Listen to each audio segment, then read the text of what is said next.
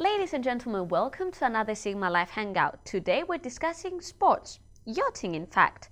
It's Clipper around the world, if I'm not mistaken. It's the first time a Cypriot is taking part and is doing so well. With us we have the athlete, Memnia Theodorou. Welcome. Hello, thank you for the invitation. Thank you for spending time now. In Australia, it's completely different time zone. It's almost evening there. It's early in the morning here. Thank you for giving us your time. I know you're tired. Yeah, it's roughly 8 p.m. here in Australia, and it has been a very busy day. So yes, I am tired, but nothing compared to how tired we get in the oceans. So more than happy to spend time with you. All right, let's take everything from the start, from the beginning. What is Clip Around the World? So Clip Around the World was founded by Sir Robin Knox Johnson about 2 decades ago roughly, and his aspiration was to allow everyone, amateurs mainly, to have the opportunity to go into seas that they wouldn't normally have the opportunity to go to, like the Southern Ocean, the Atlantic Ocean, the Pacific Ocean. So it's an activity organization, let's say, that allows us normal people to take part in a yachting race. So you're not a professional athlete per se? No, I'm not. I am a dentist. How did you end up in a yacht going around the world from Cyprus, Larnaca, Cyprus? You're from Larnaca. You ended up, I think, you're working in the UK, and now you're in Sydney, Australia, for the fourth part of the competition, if I'm not mistaken. How did all that happen? Well, they have a very strong advertising campaign on London Underground. So, when you go to work or when you go out, you bump into these, big posters that show a yacht in the middle of an ocean. And they say, it's for people like you, for doctors, engineers, housewives, anyone really. So it attracts a lot of attention. And at least half the people that they are on this race have seen the ad on the underground. So that's where I saw it, and I kept thinking about it for a few years really, and then all of a sudden I signed up, and that's all I know. But you weren't yachting in the UK. You did some yachting in Cyprus, and then when you went to the UK you just dropped it. Correct. Well, I did a few yachting classes in Thessaloniki actually, where I studied. And then because I moved in London, there is no sea around London, so I kind of forgot all about it. And then I reached the stage of my career that I needed a break. So this came at the right time really, because I just needed a career break, and I thought, what better to take a few months off and sail around the world, or sail to Rio de Janeiro, as it was my initial thought, and then travel a bit and then return back to set up my own practice or something. So that was the initial plan. Do you want to take us a little bit through the trip? So you started in September. Now it's December. What happened during these 3 months? So we left London on the 1st of September to cross the Atlantic Ocean. So it's quite a long journey. It's it's almost 4 weeks. You go through, scorching heat and squalls and, tropical temperatures. It was a very tough leg. It was an endurance race mostly. And then we reached Rio de Janeiro about a month later. I had enjoyed my time so much that I decided that I had to carry on to leg 2. So then after I reached Rio, I decided that I would sign up for leg 2. That would leave Rio de Janeiro, go to Cape Town, and that started about early October. So we left Rio de Janeiro and we reached Cape Town about a couple of weeks later, and it was a lot tougher than leg 1. We had very big winds, we had big waves. We were not prepared. We were told that we would face this, but we were not prepared for this to happen on day 1. And after I came, out of this, I thought, oh my God, I can actually do this. It was very challenging, and I thought, what more can I do?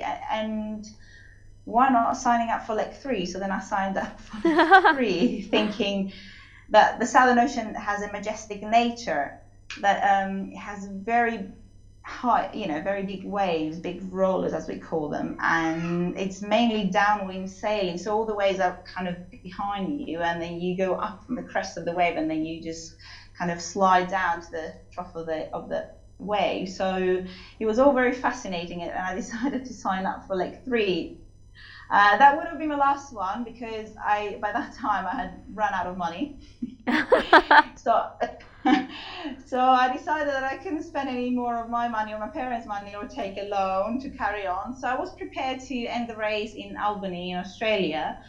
And I kept my fingers crossed for a sponsor to come through, and then it did. So it was all a bit of magic, really, for me. So now I'm taking part in the 4th part of this race, and I'm in Sydney, waiting to take part in one of the largest, if not the largest, sailing race competition, the Sydney to Hobart race. Are you already thinking of leg 5?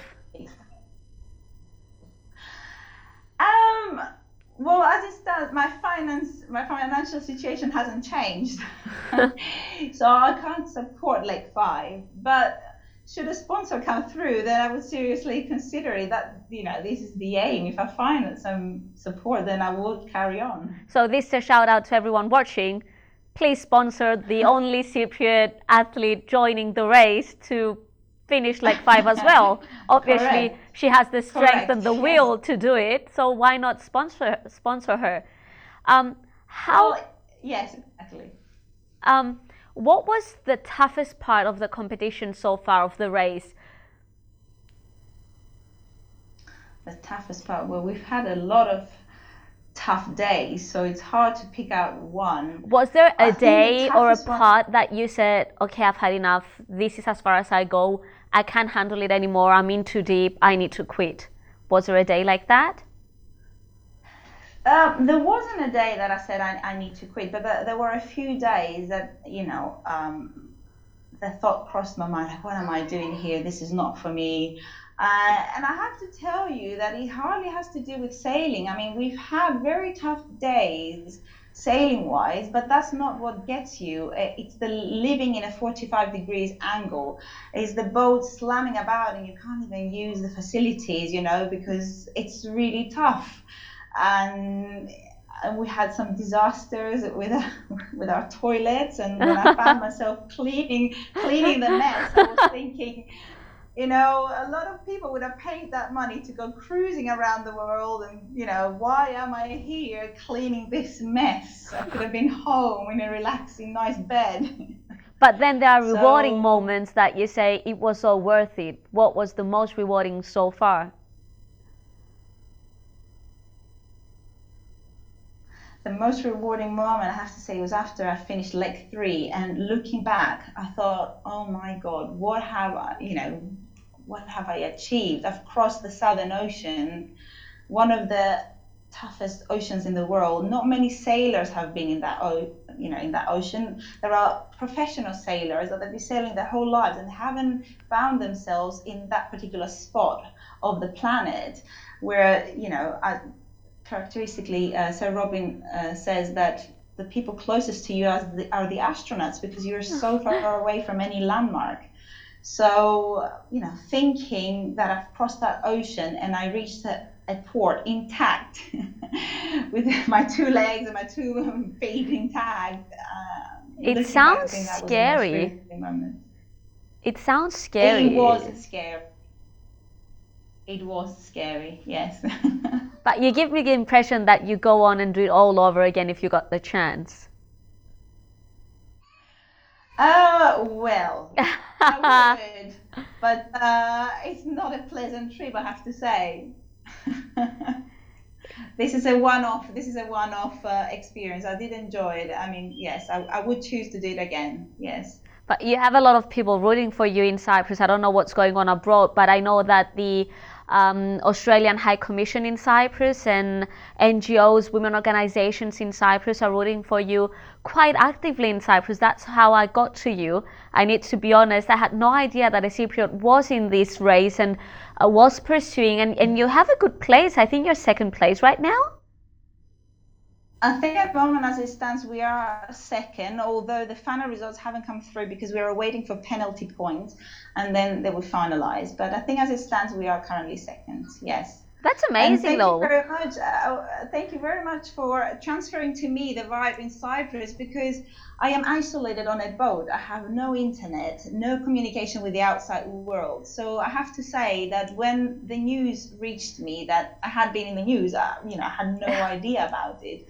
And I still don't have any idea how big or small this is in Cyprus, because I'm really far away. So thank you for transferring this vibe from Cyprus. And thank you to Costa and everyone who has contributed to that.